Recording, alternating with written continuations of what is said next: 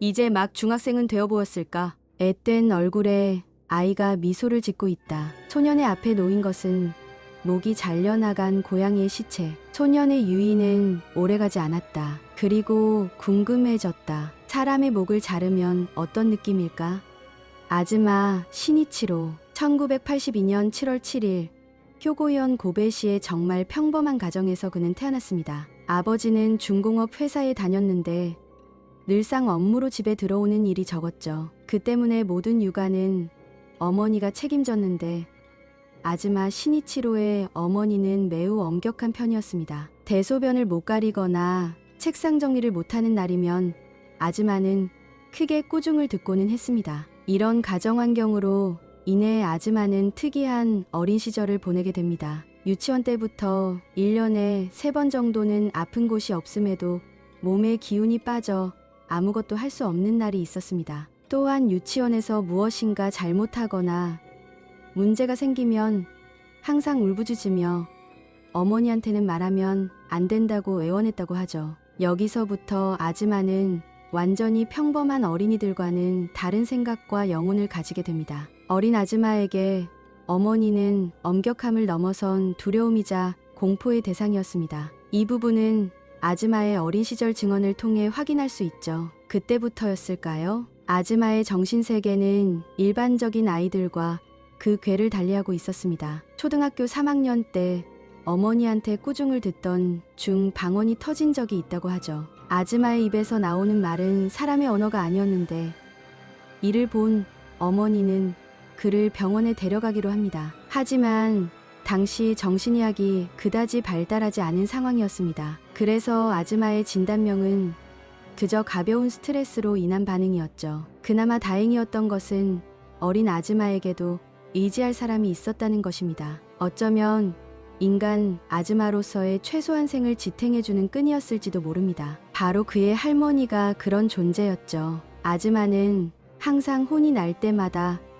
할머니의 방으로 도망치고는 했습니다. 아즈마에게는 할머니가 유일한 도피처였던 셈이었죠. 하지만 1993년 초등학생인 아즈마의 삶에 변곡점이 생깁니다. 노안으로 할머니가 돌아가신 것입니다. 아즈마는 할머니의 죽음을 통해서 처음 죽음이라는 것과 맞닥뜨리게 되었습니다. 아즈마는 할머니가 돌아가시고 나서도 그리움을 참지 못해 할머니의 방에 들어가 전신으로 할머니의 따스함을 느끼려 했죠. 그러다 그는 생전 할머니가 사용하던 안마기를 자신의 사타구니에 가져다 대었고 사정을 해버리게 됩니다. 아즈마는 훗날 그 상황을 이렇게 진술합니다. 내 안의 성과 죽임이 죄악감이라는 접착제로 결합된 순간이었다. 아즈마라는 악마가 깨어나던 순간이었죠.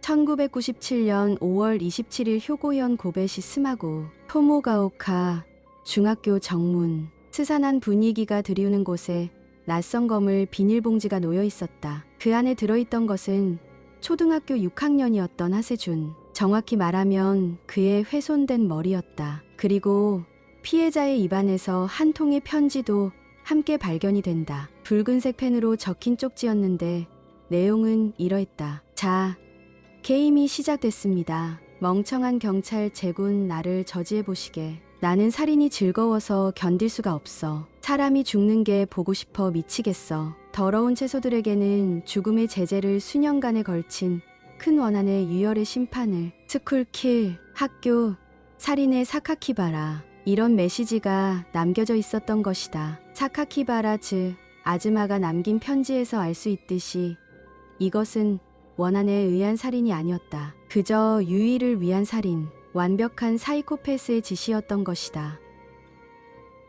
1997년 2월 10일 오후 4시 35분 고베시 스마구 단지 옆 인도에는 초등학교 6학년 여학생 2명이 즐겁게 길을 걷고 있었습니다. 그런데 지옥이 찾아온 것은 순식간의 일이었죠. 갑자기 등장한 남자아이는 재빠르게 여학생 뒤를 쫓습니다. 그리고 뒤에서 접근해 망치로 머리를 차례차례로 가격했죠. 그중 한 명은 기둥에 머리를 부딪혀 부상을 당합니다. 첫 범행이었기에 사람은 죽지 않았습니다. 그러나 이 사건은 아즈마의 영혼이 사라지는 엄청난 시발점이 되었죠. 당시를 떠올린 아즈마는 이런 이야기를 합니다. 망치로 내려친 순간 이성이나 양심을 잃어버렸다. 이 선을 넘은 다음에는 무엇을 해도 상관없다고 생각하게 되었다. 아즈마가 인간으로서 최소한의 선을 넘던 순간이었습니다. 피해 여학생 중 한 명이 범인은 블레이저 코트를 입고 학생 가방을 가지고 있었다고 증언했죠. 수사를 위해서 피해자의 부친은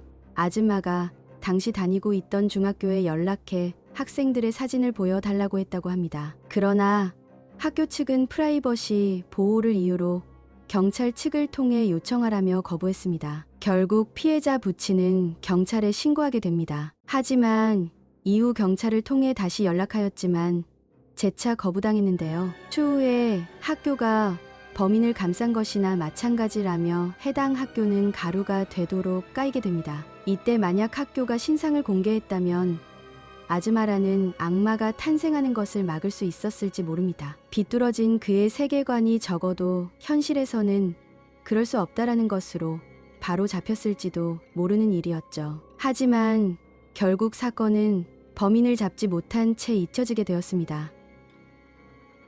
아주 순수하고 명랑했던 야마시타 아야카. 아야카 양은 이제 겨우 초등학교 4학년을 다니고 있었습니다. 아야카 양이 고베시 스마고 류가다이에서 길을 걷고 있는데 누군가 접근을 합니다. 손 씻을 곳 없을까? 아야카 양은 친절하게 손 씻을 곳을 알려주죠. 그때 아즈마는 고맙다며 이렇게 말하죠. 답례를 해주고 싶은데 이쪽을 봐줄래? 그리고 첫 번째 사건의 피해자들과 같은 수법으로 아야카 양은 공격을 당합니다. 1.5kg짜리 망치로 아야카 양은 공격을 당했습니다. 하지만 이때까지만 하더라도 아야카 양은 어떻게든 도망을 칠 수 있었는데요. 하지만 결국 좌측 뇌에 심각한 손상을 입은 아야카 양은 일주일 뒤에 사망하고 말죠. 훗날 아즈마의 진술, 사람의 죽음에 대해 이해하기 위하여 사람을 죽여야만 되겠다고 생각했다. 그 1단계로서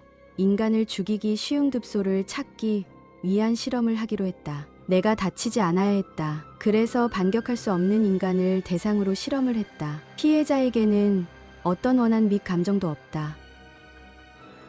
1997년 5월 24일 오후 2시, 하염없이 날씨가 좋은 날, 아즈마는 무엇인가를 찾고 있었습니다. 자전거를 타고 동네를 몇 번이나 돌면서 애틋하게 뭔가를 찾고 있었죠. 바로 적당한 사냥감이었죠. 결국 근처에서 초등학교 6학년인 당시 만 11세의 하세 준을 발견합니다. 심지어 준은 아즈마가 알던 아이였습니다. 아즈마의 동생과 친했기 때문이죠. 체격이 작았던 데다 지적 장애까지 있었던 탓에 아즈마의 타겟이 되고 맙니다. 아즈마는 준의 호기심을 끕니다. 산 너머에 거북이가 있는데 같이 보러 갈래? 고 말했죠. 결국 준은 아즈마의 말에 동네 근처에 있는 산 정상의 TV 안테나 기지 풀숲까지 답니다. 이곳은 아즈마가 종종 방문하던 산이었고 그래서 지리를 잘 알고 있었습니다. 거의 사람이 찾질 않는 곳일 뿐더러 설령 이곳에 무슨 일이 일어나더라도 발견되지 않는 곳이란 생각이 깔려 있었죠. 그래서 준을 이곳으로 데려온 것이었습니다. 거북이는